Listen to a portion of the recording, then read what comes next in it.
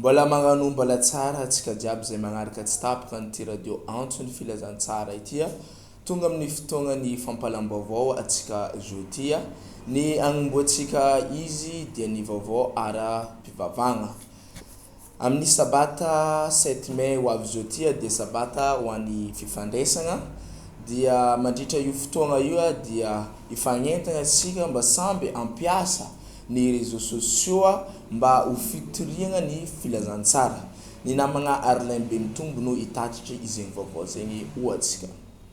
araka ny feuille de route misy eo agnivon'ny fiangonana adventiste amin'ny tany fafito magnerana ny ranomasimbe indiana dia sabata natokana ho an'ny sampagna fifandraisana ny sabata fafito ny volagna mai 2024 tontolo andro ho avy izao etsika maro samihafa no indesy magnamarika izay sabata natokana ho an'ny fifandraisana izay ho an'ny isam-piangonana tsirairay avy araka ny fagnazavagna izay nataony talen'ny département ny ranomasimbe indiana pasteur Rakotonandrasana Rado ny tapany tolakandro dia izy ny fampafantarana manokana Européen Adventiste ny tombotsoa amin'ny fanaovana ny asa fitoriagna amin'ny alalan'ny tambazotra tserasera maro samihafa izay ampiasainy sambatan'olona tsirairay avy ka izany indrindra no agnisan'ny agnentagnana ny membre mba ampiasa ny tambazotra tserasera izay ampiasainy ho fampanisoagna sy ho famitagna ny asa fitoriagna ny filazantsara asa dino raha fa ny sabata fa fito ny volana mai taona 2022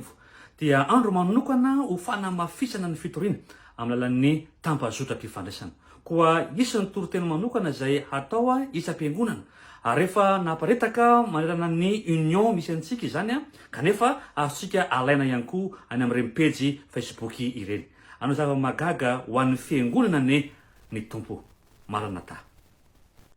ankoatra ny fagnintagna ny mamban'ny fiangonana adventiste ampiasa ny tambazotra tserasera izay ampiasainy ho fitaovagna mahery vaika hoentigny mamita ny asa fitoriagna filazantsara dia hotohizagna amin'ny alalan'ny fagnentagnana ny amin'ny asa fanorenagna ny tragnony radio antsony filazantsara izegny ho an'ny distrikany Antsiranana manokana ny tapany tolakandro izy fagnentagnana izay ataon'ireo ekipa rehetra mandrafitra radio antsony filazantsara eto Antsiranana amin'izay fotoagna izay ny tolakandro ny sabotsy fa fito ny volagna mai 2022 aloha ialantsika hely ny vaovao ara-pivavagna fa aloha tsika andeha agnaraka ny akony ny andro fankalazagna ny asan'ny fagnanaovagna gazety omaly 3 mai 2022 dia andro maneran-tany ho an'ny fahalalan'ny asa fagnanaovagna gazety ny lohahevitra ny raisiny tamin'ity taogno ity dia ny hoe le journalisme sous l'empire du numérique na ny asa fagnanaovagna gazety manoloagna ny firoboroboana ara-teknôlôjia dia tsy diso anjara amin'izegny ny mpanao gazety teto amin'ny tampotanàna ny Antsiranana aloha andeha arahantsika ny amin'ny antsipireny makasiky izegny 3 mai 2022 dia andro raisam-pirenena ho an'ny fahalalan'ny asa fagnanaovagna gazety no tanteragna izegny nomaly tao amin'ny maison de la culture Banja Antsiranana tonga nanome voninahitra io fankalazagna io ireo manam-pahefagna ara-panjakana sy civil teto amintsika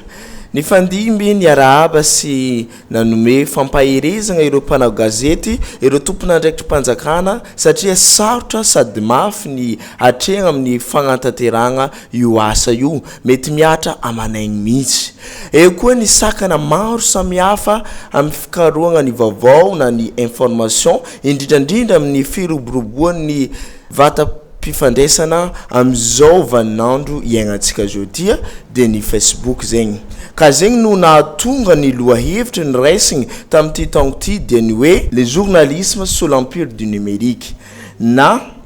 ny asa fagnanaovagna gazety manoloagna ny firoboroboana ara-teknôlôjia na dia eo aza izegny fahasaroatagna sy tsy fahafahagna malalaka amin'ny fagnatanteragna asa zegny mbola tsy nisy ny mpanao gazety ny gadra na ny tsy fankazahoagna tamin'ireo manam-pahefagna teto an-toeragna izy moa zegny voalaza teo tsy mora ny asa fagnanaovagna gazety ary asa ilaigny agnatin'ny fampandehanana ny raharam-pirenena na iraisam-pirenena tsisy afaka mivolagna hoe fa tsy ilaigny ny fagnanaovagna gazety quatrième pouvoir hoy izy antsika teo ny volagna aza ny vice président ny GM teo filosy prévé pouvoir izy attention ya ka tsisy fanjakana mipetraka tsy mahazo toerana eto izy koa tsy valivalainy fagnanaovana gazety. Ny fiarahamoniny sy ny fitandroan'ny filaminana fikirakirantsika ny tambazotra-tserasera amin'izao fotoana izao. Za moa magnantena hitraiky fananareo manoloana izay zavatra izay tsy mbola misy koa ny disadisa miaraka amin'ny mpitandro filaminana. Anao ny volana teo fa bala hoe nandeha nazonao tamin'ny asa fanaovana gazety izy hoe za. Za koa tena chapeau aminareo fa miatra manaiky marina ny asan'ny asa fanaovana gazety satria na mavaivaiky raha mandara firenena na mpitoniana tsy maintsy miezaka nareo manatanteraka ny asa. Ary nisy fampitsahivagna ara-tantara ny nahatonga ity hetsiky fankalazagna ity izay nataon'ny vice-président-ny OGM Rajerson Jean-Louis. Il s'appelle Albert René, journaliste malaza be tamin'ny radio tao hoe mille collines. Izy araiky fo nagnentinao raha ngitany fotosy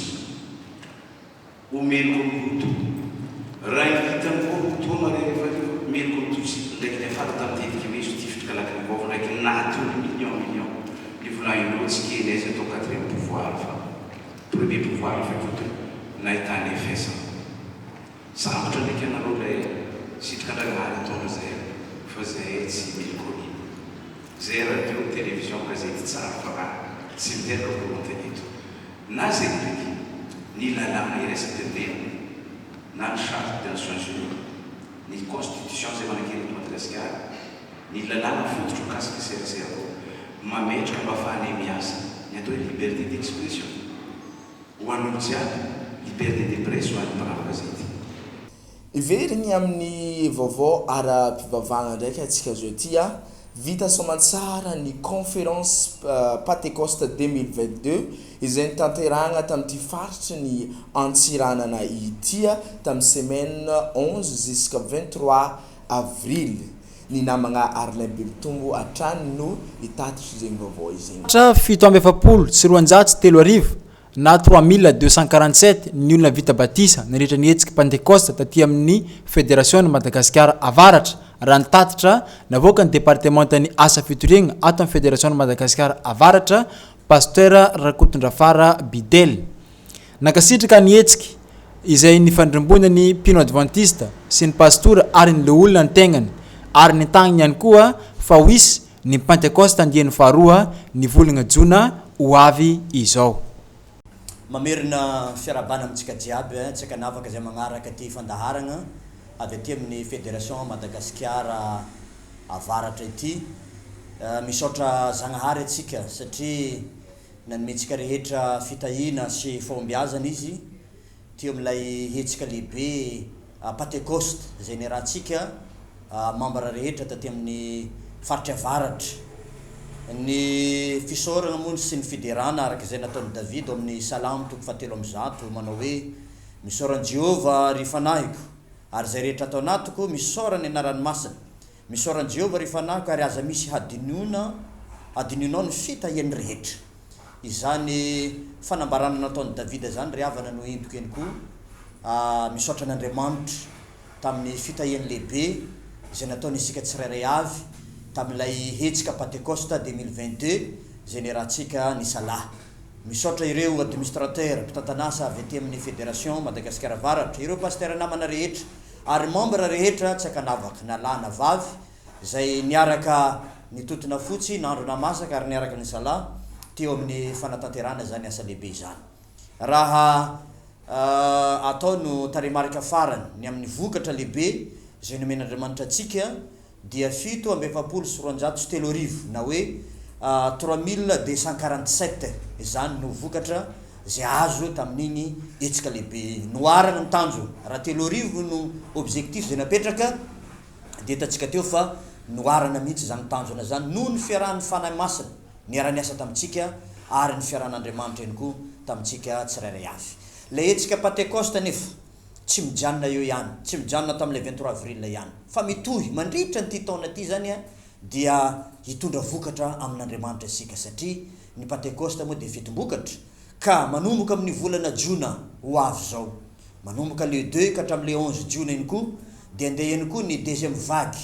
ny amin'ny asa fitoriana ny filazantsara izay rahantsika misalahy ka dia mbola manentana antsika tsirairay avy tsy kanavaka mba hiaraka eo amin'ny fanatanterahana izany asa lehibe izany. Koa dia makasitrika tompoko makatelina iny koa ho antsika rehetra zay nagnaraka izao fandaharana izao. Misaotra tompoko. Tapisady ny vaovaontsika tompoko lahy sy tovovavy ankasitrana anao izay nafoy fotoagna niaraka taminay teto nandritra iny fotoagna lavalava teo iny. Ny namagna Bezara Stanio no nanolotra ny vaovao anao teo iny ary namagna Bemtombo Arlen tao amin'ny lafiny teknika sy nitatitra ny vaovao maro samihafa ho antsika teo iny dia magnome fotoagna anao indray ny amin'ny magnaraka ary magnantegna anao mbola hiaraka aminay indray dia magnano veloma ny amin'ny magnaraka indray veloma tompoko.